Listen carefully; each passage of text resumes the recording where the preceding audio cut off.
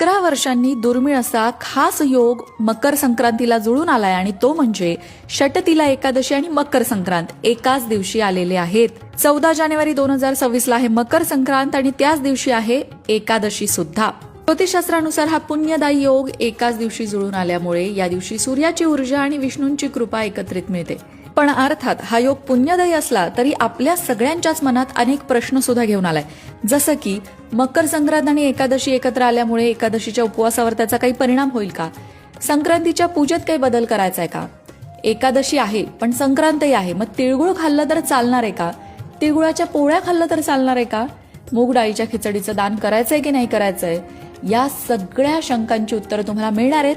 त्यासाठी तुम्हाला लोकमत भक्ती चॅनलवरचा संपूर्ण व्हिडिओ पाहावा लागेल, कारण त्या व्हिडिओमध्ये संपूर्ण सविस्तर मार्गदर्शन करण्यात आलेलं आहे. तेव्हा तो व्हिडिओ पाहायला विसरू नका. मकर संक्रांतीच्या खूप खूप शुभेच्छा.